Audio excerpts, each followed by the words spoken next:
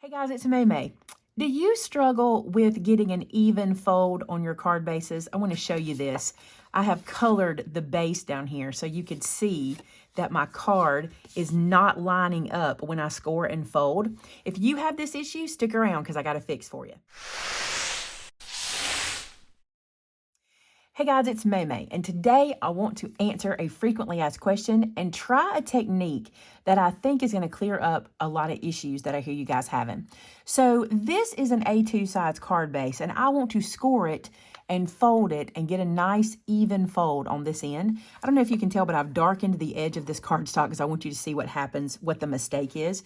So check this out. I have discovered as of late that when we're scoring, we can get a little gap. And here's what I mean. A2 card base, I'm going to score it at 5.5.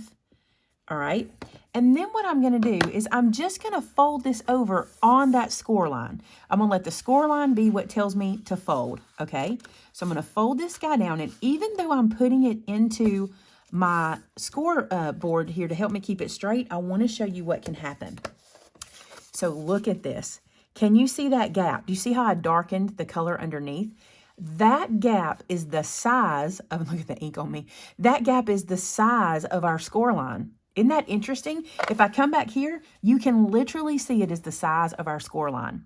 What I want to do is show you how to fold without having that issue. This is something I have discovered, okay? So let me get a piece of cardstock. So another card base, I've colored that in so you can see the difference. I'm going to put this into my scoreboard. Now, I have noticed that this is more of a problem when I'm using thicker cardstocks. So if you're using a thin cardstock for your card base, you may not really have this issue. But I've noticed with thicker cardstocks, we do. All right, so there's that. I'm going to pick this guy up, and I want to show you the mistake, right? I'm going to pick this up, and I'm going to fold it over. And instead of lining it up down here first, I'm just going to push it up into the top and crease this down. And letting the score line tell me where to fold, look what happens. Do you see that gap? It's totally the width of our score line. There it is. Look, if I lay it down here, it is exactly the width of our score line. So let's fix it. Let's do the same thing, but with the new technique. So now, same kind of card base. Matter of fact, this is the other half of the page. I just cut this page in half for 2 bases. I'm going to score it at 5.5 with 2 passes like I always do. And this time, instead of letting the score line tell me where to fold, I'm going to tell the score line where I want to fold. So that means I'm taking the edge of the paper, I'm putting it to the other edge of my stop in my scoreboard. I'm going to take my bone folder and press down and then crease. And what I find when I go to the other end is I do not have that brown showing. Do you see that? It's kind of showing, but that's because it's brown on white. But it's not the overlap that we have with this one. Let me show you the difference. See that? So you can see that it's flush. Like I can put my hand there and it is completely flush. Where this one, you can see that little edge. So that is just a new way for me to fold. I think it works really well. And let me show you on a thinner card base that it works the same no matter how you do it. So here's a thinner card base. Let's do it at 5.5. 2 passes, as always. I'm going to take this to the edge. I'm not going to let the score line tell me where to fold. I'm going to tell the score line where I want it to fold. I'm still using the score line. It's important that you know that. I'm still using the score line, but I'm telling it what section of it I want to use, and I'm getting a nice flush edge.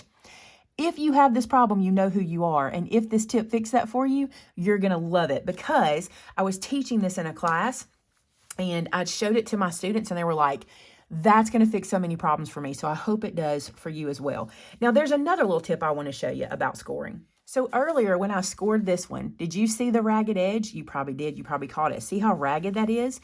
So this is Brutus Monroe alabaster cardstock. This is not the thicker, not your mama's cardstock. This is just the regular, really nice cardstock. But I got that little jagged edge because it tore, okay? Or it kind of ripped when I folded it. Let me show you what I have found works to make that not happen. All right, same thing. Put this into our scoring board. This is an A2 card base. I'm going to score it at 5.5. But here's what I have discovered.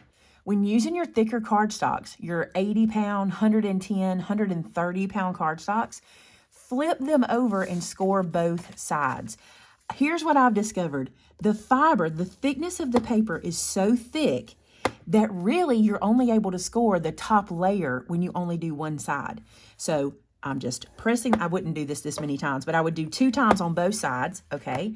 And then I'm going to flip this over, and now I should be able to do my same technique, bring that to the edge, and then press this down and get a much cleaner, not torn edge. See that? Much better, right? It's because when your cardstocks are so thick like this, you can literally tell that's the top layer that's kind of released when I folded it, and you don't want that to happen. So when you're using, and look, this is a thick cardstock. When you're using a thick cardstock like this, that's how you want to do it. Score the top and the bottom. Isn't that nice? Now, this is going to open up a question about, yeah, but if I score the top and the bottom, don't I get that little bead inside you don't like? You do. But my thing is, I would rather not have a torn edge on my thicker cardstock and then worry about that little bead. Okay, guys, so there is 2 tips to answer some frequently asked questions that I have. Now, if you're struggling with something in your craft room, leave it in the comments for me below so I can do a video about it. And the reason I say that is I may have some kind of fix for it that I just kind of do automatically that I haven't told you guys about. And this was kind of one that was becoming a thing I was doing and then realized you guys need to know it because it frustrates me to get that. That gap frustrates me, and now we don't have to have it anymore. All right, thanks so much for watching, guys, and until next time, bye-bye.